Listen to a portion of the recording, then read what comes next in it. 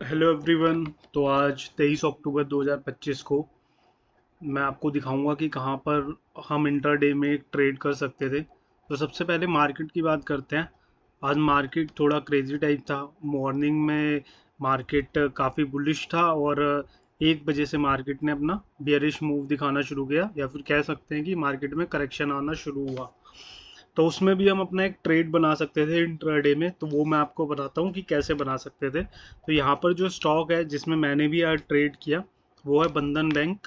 तो इंट्राडे में ही ट्रेड किया यहाँ पर। तो मैं आपको बताता हूँ कि मैंने क्या देखा ट्रेड करते हुए, और कहाँ पर मेरी एंट्री हुई, कहाँ पर मेरा टारगेट हुआ, और कहाँ पर मेरा एसएल था।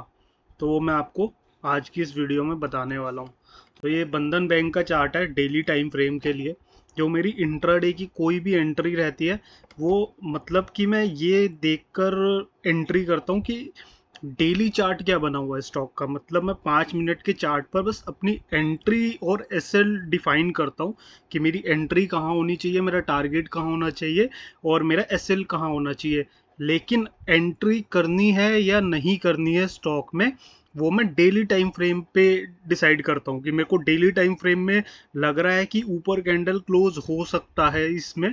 तो वहां पर उस चार्ट में मैं अपनी एंट्री देखने की कोशिश करता हूँ। मतलब मैं स्टॉक जो ढूंढता हूँ वो डेली टाइम फ्रेम पर ढूंढता हूँ। अगर डेली टाइम फ्रेम पर कुछ ऐसा पैटर्न बना हुआ है या कुछ ऐसे कैंडल्स बने हुए हैं, तो मैं 5 मिनट के चार्ट पर देखता नहीं हूँ उसको। मैं खाली उन्हीं चार्ट्स को 5 मिनट के टाइम फ्रेम पर देखता हूँ जहां पर मेरा डेली चार्ट ठीक बना होता है कि यहाँ पर मैं अपने इंट्राडे का ट्रेड देख सकता हूँ। तो इसीलिए मैं डेली चार्ट पे पहले समझाता हूँ, फिर अपनी 5 मिनट के चार्ट पर तो बस एंट्री, टारगेट और एसएल आपको बताऊंगा। तो ये बंधन बैंक है, डेली टाइम फ्रेम का चार्ट है इसका। तो यहाँ पर हो क्या रहा था, यहाँ पर स्टॉक एक रेजिस्टेंस फेस कर रहा है। यहाँ पर इसको ब्रेक किया और एक नया रेजिस्टेंस फॉर्म किया, फिर नीचे आया, यहाँ पर एक सपोर्ट बना लिया था स्टॉक ने।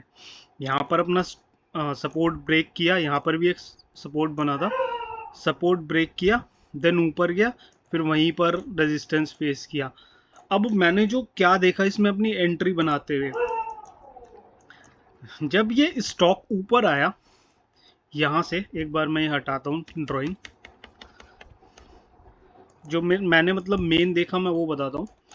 जब ये स्टॉक ने इसको ब्रेक करने की कोशिश की और क्लोज हुआ ऊपर की साइड इस कैंडल में, ये कैंडल जो ये इनकी विक्स थी इसके ऊपर क्लोज हो गई।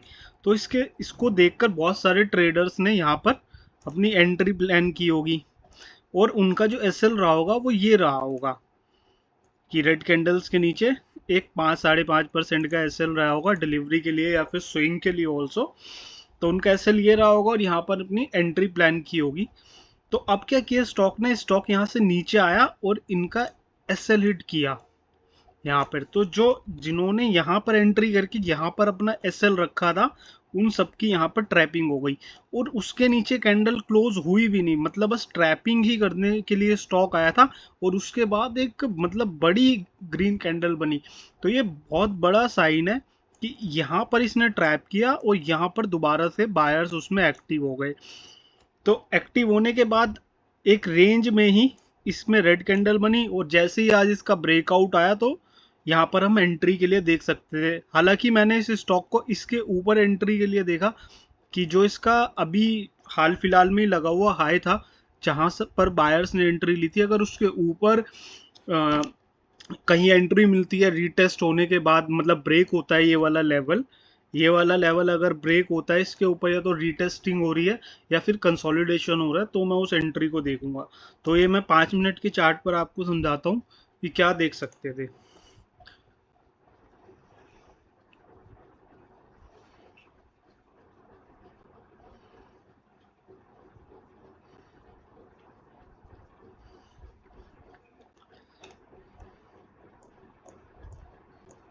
तो 5 मिनट का चार्ट मैं एक बार ओपन कर लेता हूँ, और मैं 23 अक्टूबर में हटा लेता हूँ। तो अभी मेरे पास ये चार्ट नहीं है।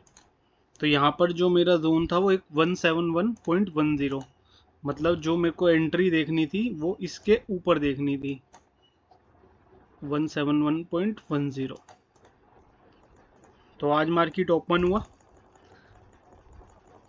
और मार्केट ने यहाँ पर इसको ब्रेक किया, लेकिन ब्रेक करने के तुरंत बाद हम एंट्री नहीं देखते, या तो रीटेस्टिंग होनी चाहिए या कंसोलिडेशन होना चाहिए। तो यहाँ पे नीचे रीटेस्टिंग हो रही थी, थोड़ा सा करेक्ट हो रहा था स्टॉक, और यहाँ पर देखो जब ये करेक्ट हो रहा था हैमर बना, तो नेक्स्ट कैंडल ने उसको एंगल्फ कर लिया। एंगल्फ करना मतलब निगल लिया। तो यहाँ पे एक पैटर्न होता है बुलिश एंगल्फिंग, तो वो पैटर्न भी बन रहा था। यहाँ पर भी एंट्री बन सकती थी, लेकिन थोड़ी और कंफर्मेशन चाहिए थी। तो यहाँ पर फिर एक हैमर बना इसके बाद, और फिर दूसरा हैमर बना। तो मैंने इस हैमर के ऊपर अपनी एंट्री डिसाइड कर ली थी कि अगर इस हैमर के ऊपर अब कैंडल निकलेगी तो मैं उसमें अपनी एंट्री करूंगा 1:2 का टारगेट लेके।